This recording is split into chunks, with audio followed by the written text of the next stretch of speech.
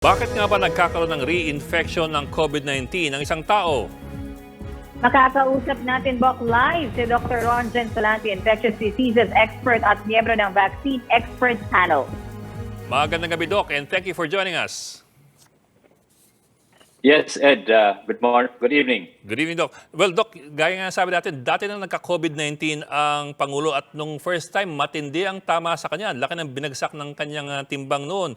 But what should one expect, at least in general, pagdating sa reinfection? Is it reasonable to expect na mas or not as bad yung magiging kalagayan ng isang pasyente? Well, first is that the first infection he had is a different virus. It's still a COVID virus, but it's a different virus that what we have now. It's a totally different one. A different That's variant. the reason why the variant has more or less it has changed, and not in terms of what we call nearness to what it is before.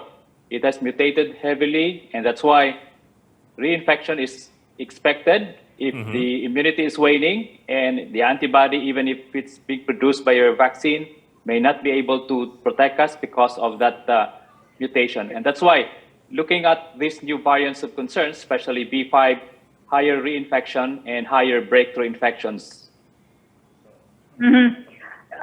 Doc, syempre yung isa pang mahalagang tanong dyan, hindi ho ba dapat maiiwasan na yung reinfection kapag naturukan na ng booster shot ang isang tao, o hindi rin ho yun talaga kasiguraduhan kahit may booster shot na po tayo? Yes, the booster shot will not totally 100% protect us from a reinfection because these vaccines are not blocking the virus, but it helps us a lot in preventing the more severe form of the infection.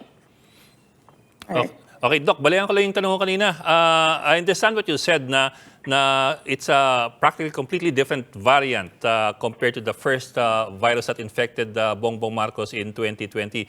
Pero sir, in terms of impact sa katawan, is it reasonable nga to expect na it won't be as bad as the first time, considering that his body went through the same symptoms, although different degrees, as 2 years ago, and he might have antibodies pa? He might have antibodies, but those antibodies are not anymore protecting him, especially these are antibodies with the previous variants of concern.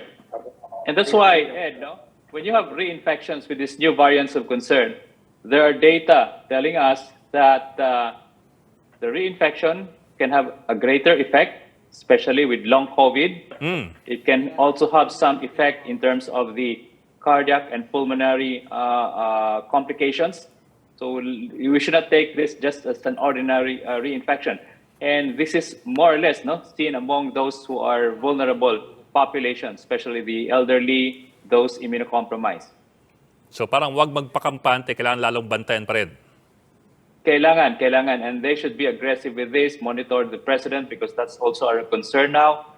Even if they said that it's only mild, always have to be closely monitored.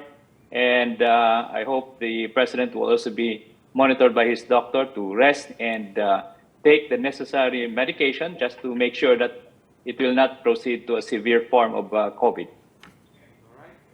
Okay, maraming salamat, Dr. Rontgene Solante, infectious diseases expert at miyembro po ng vaccine expert panel. Thank you, Doc.